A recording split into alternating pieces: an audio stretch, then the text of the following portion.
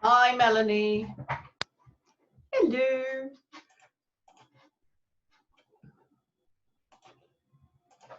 Okay, Melanie.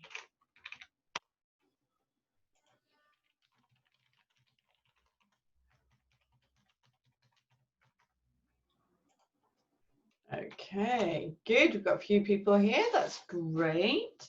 Just realised my phone is playing music. Doesn't need to do that. That's fine. Much as it's nice to have a soundtrack to one's life. That's good. Good afternoon, everybody. So what are we doing today? There are no new updates from the government. There's just stuff that we've not learned, but I thought we could talk about this week. That's come up during the week, some of which is coming out in emails to you. So the big thing is that if you have staff who are under 2 years, you don't need to do a redundancy consultation process with them. You can just go to them and say, it's not working out, I'm going to have to let you go on the grounds of redundancy, and you give them the termination letter. You have to pay them their notice, whatever it is, a week or a month, whatever's in their contract. If they don't have a contract, it will be 1 week that they would have. You pay that at 100%. They can be on furlough for that notice period, and you would claim back the furlough from the government. Okay, so that's really straightforward. What we're finding is that there are a lot of employers who are talking to us and saying, oh yeah, I've got somebody who's 2 years and 1 month, and they've never been really very good, and yeah, I just want to get rid of them now. And I'm like, now it's expensive. You've got to look at it when they get to 1 year and 10 months. So anybody who new starts for you, put it as a reminder, 1 year, 10 months in, are they still amazing? Are they great? Are they 80% plus great? Are you willing to keep them on your books indefinitely? And if the answer to that is yes, and keep them on the books, because in 2 months it's going to get really expensive and really faffy if I want to get rid of them. Actually, yeah, I'll keep them on, that's fine. If, however, you go, well, they're not really right, great, part company with them, because that is one of the few get out jail free cards we have as employers. That under 2 years, we can just say it's not working out, off you go. Don't do that if they've just told you they're pregnant. If they say you're pregnant, I'm pregnant, you say congratulations and you walk away. Well, not immediately, you have a chat, but you don't say, oh, congratulations, I'm going to have to let you go, because that's a blank check you're writing. Okay, so if you do have that, it doesn't happen very often. And what we found, the male equivalent is saying that they've got cancer. So when you go to dismiss, they say, oh, I've got really bad news, I've got cancer, and they're lying. And it's difficult to ask for proof of cancer. That's the thing, isn't it? So they can get away with several months before you realise they actually don't have cancer and they were just lying about it. So as always, I know we sometimes come across as cynical and jaded. That's because we are cynical and jaded, because we've had to deal with some of the not so nice people in society who make it worse for everybody else. What else are we doing? Redundancy pay. Yes. So this came through a couple of conversations this week that there might be a misunderstanding about this. So when you do restructuring, you are making a role redundant rather than a person. Okay, but the person's in the role. If you give them a new job, they don't get any statutory redundancy pay, and they don't get notice pay, because they still have a job. They are still in your employment. If they are leaving your employment, they absolutely do get notice and statutory redundancy pay, but it's the money or the job, not the money in the job.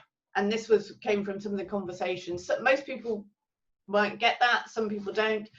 Some people got a little bit caught up with, well, I'm making the role redundant, so I still have to give them the money, even though they have a new role. No.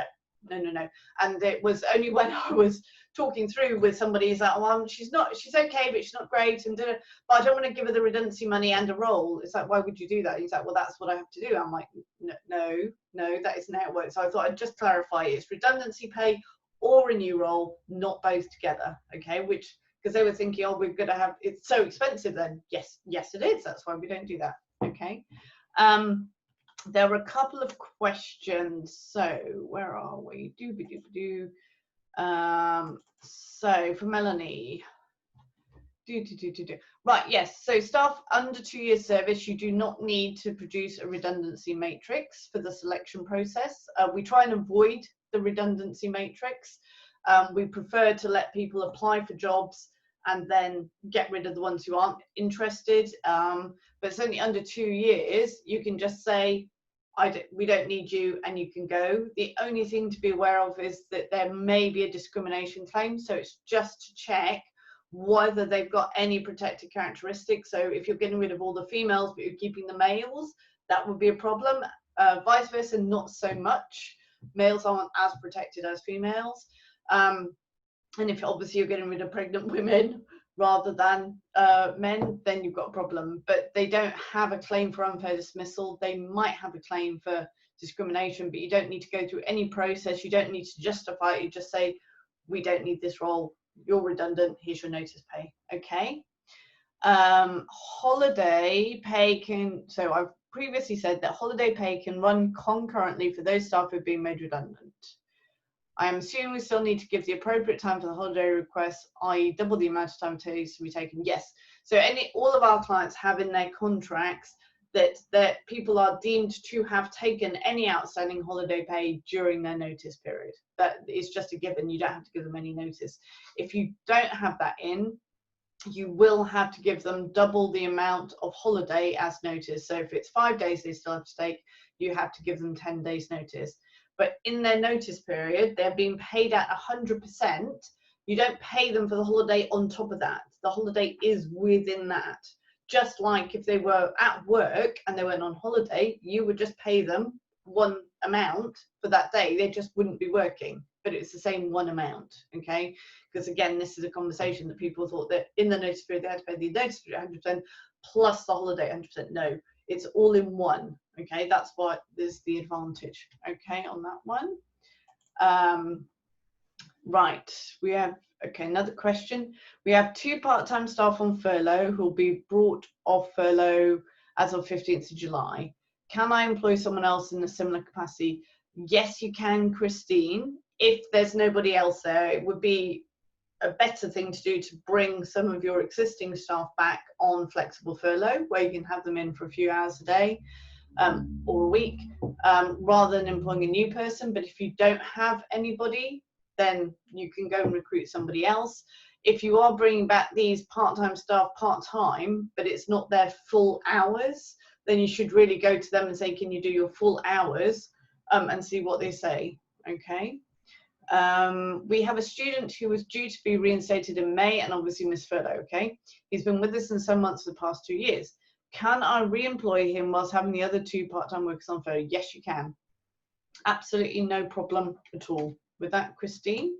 The other thing with furlough and part-time, okay, so there will be some people who don't want to come back off of furlough, usually 0 hours people, because their average hours, their furlough payment that's based on the average hours is better for them than actually being on a 0 hours contract.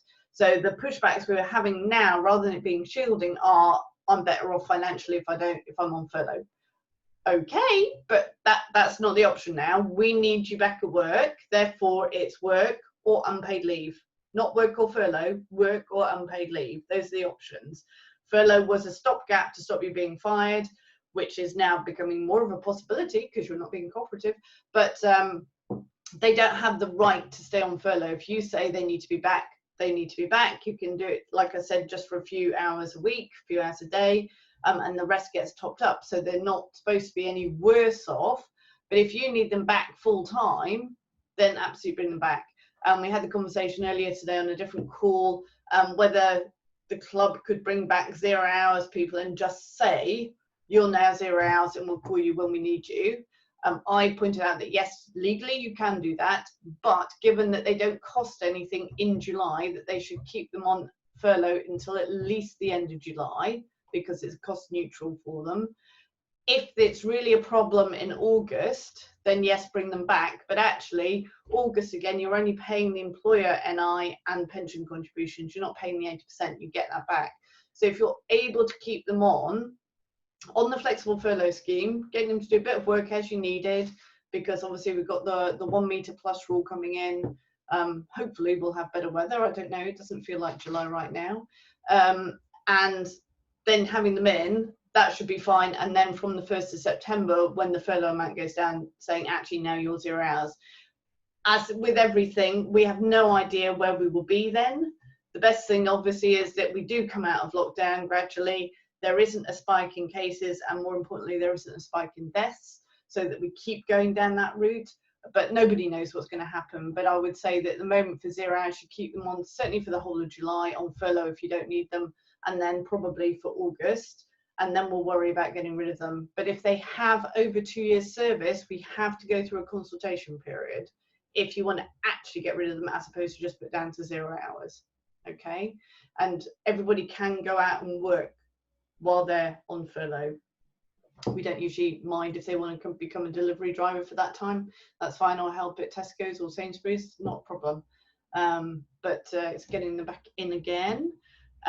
In the chat, Anne, flexible furlough is a bit confusing. It is a bit confusing. Okay, can I check that the new minimum wage comes in only on the hours worked and should be applied to the flexible furlough calculation? No. So the first bit was correct. So as of anybody working from now who's coming off of furlough should be paid whatever the minimum wage is for their age group as of now, and any pay rises that have been agreed in advance, they should get that while they are working. For the furlough calculation, you use the same sums as you've used all the way through. That does not change. That stays as what they were paid in February. Okay, that is the same amount you're using, which is not current minimum wage. So you're using the old one calculation for furlough. The actual hours worked are at the new rates. Okay, so it's 2 amounts of sums. It's just because we've got nothing else to do right now. That's great, thank you very much. What else do we need to do? We've got the 2 years pregnancy. Right, okay, so we've had a couple of pregnancies now because people have been active during furlough. You need to make sure, this is a general thing, this is not a furlough thing, but you need to be sure that when somebody says to you that they are pregnant, that you then obviously say congratulations, and you ask them to provide you with what's called the MATB1, MATB1, when they have it. That is usually at 24 weeks now. It used to be at 14 weeks. Obviously the NHS is hoping that there's fewer babies at 24 weeks. Who knows what they're doing? So you won't get it before 24 weeks, but at that 24 weeks, you need to then get that off of them, which proves, one, that they're pregnant, and it confirms their dates of having the baby.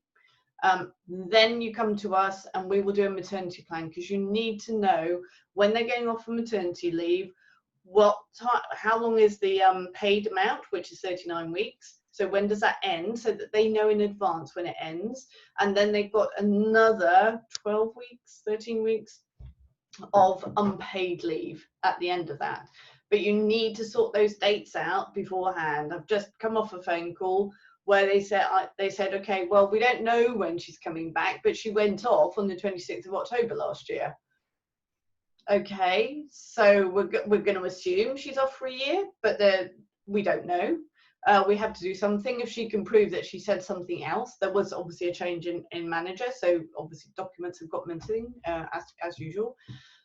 So it's then making sure that's clear, because the woman has actually come back and she's not causing any trouble, but she's like, okay, I didn't get paid for my maternity pay last week. Well, no, because maternity pay is now expired for her. That's the thing. She's had the 39 weeks and now she's in the unpaid bit. And then the question was, if she's coming back off of maternity, could she be put onto furlough?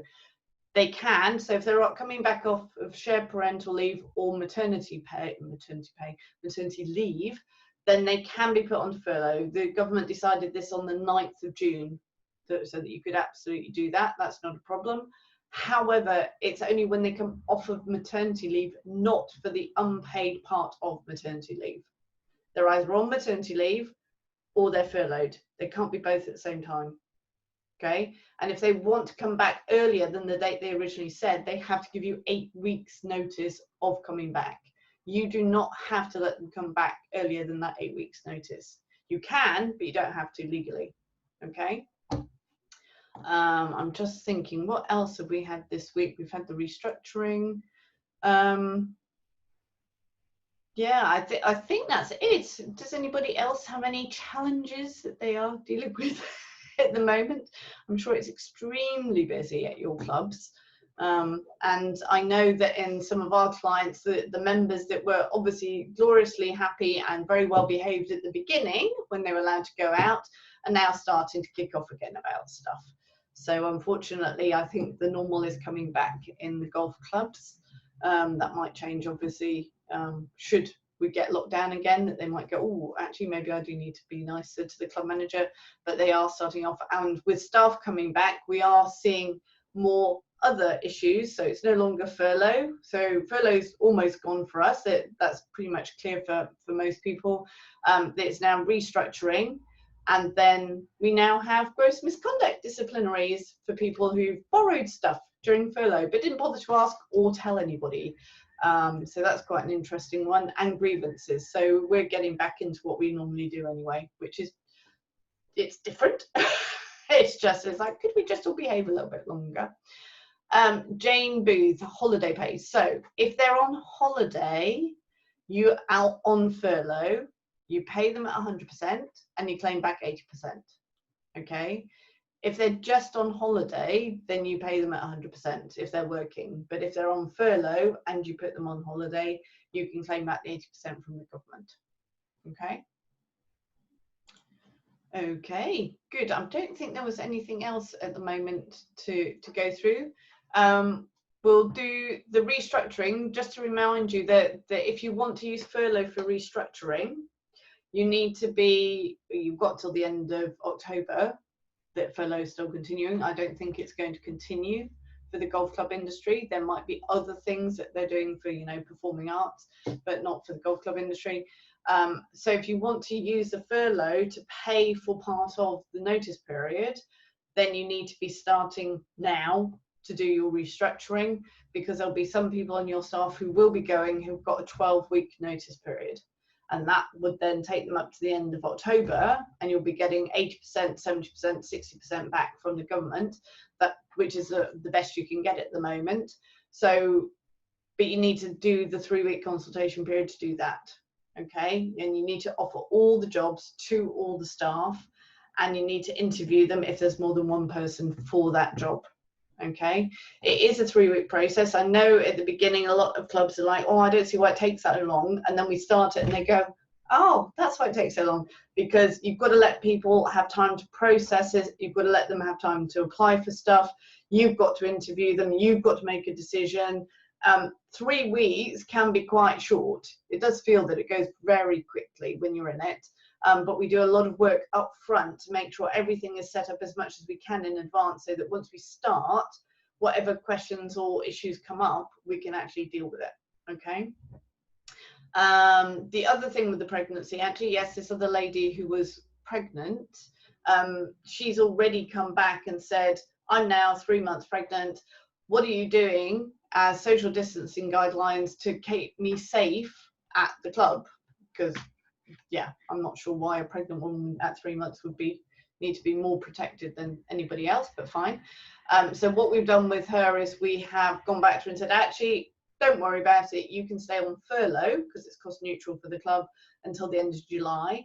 From the 1st of August, there is no more shielding. Everybody who can't work from home is supposed to be back at work.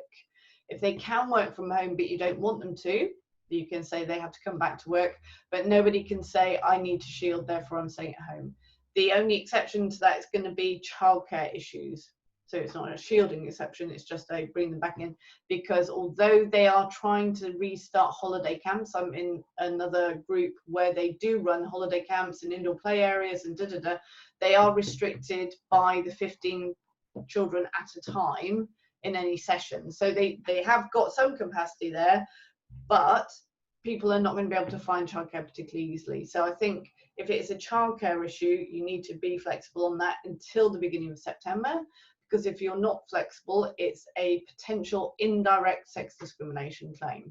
And again, we don't know how high the risk is on that. There aren't any cases yet, but that is a type of case that an ambulance chaser would be absolutely delighted to have, to say, oh my God, discrimination, this is great. We're gonna, and you know, the golf club industry doesn't have that great a reputation when it comes to females. I'm just saying, having got lots of females on this call, which I think we're way over our gender bias, to be honest, as to our normal meetings here. You just can't afford that bad publicity. So if there is a way to keep somebody on furlough, even at just 80%, so it's fairly cost neutral until the schools are back, that is what I would be advising you to do, rather than trying to force them to come back in. Just need to be flexible. It's not something that they have chosen. This has been imposed on us. And to be honest, it is a gender specific one, because primary carers, 95% of them are females. You can bet your bottom dollar if the guys both have got to go back to work, the guy's gone off to work and not thought twice about what's happening with the children. I'm just saying, bit of a chip on my shoulder. Yeah, okay. There's one more question there. Right, Susan. You've given your chef 3 months notice. He doesn't have to work this notice. No, absolutely not. Can we claim this 3 months at 80%, or will be calculated on month-by-month basis or in line with the reductions as months go on? Okay, so he will be on, he's got 3 months notice. He stays on gardening leave and furlough during the notice period. You can claim back 80% for July and August. You can claim back 70% in September. Okay, so it goes down in, but you have to pay him 100%. But yes, you just claim back what the official amount is. Okay, good. Okay, well, if there aren't any more questions, we'll leave it for now. We'll come back again in 2 weeks. If you've got any questions then, I'm sure there'll be a whole new raft of issues that we need to deal with. And in the meantime, if we can help, if you send an email, that's the quickest way to get hold of us at the moment. We can reply to that. And if you need more sort of personal help on restructuring or GCMA advice line, we are getting quite a few calls still through on that. We'd be happy to help you to see what your situation is. Okay, so you're not alone if the committee decides that they're going to be a bunch of idiots, you know, more than usual. Okay, good. Otherwise, have a lovely weekend, and I will see you in a couple of weeks. Okay, bye.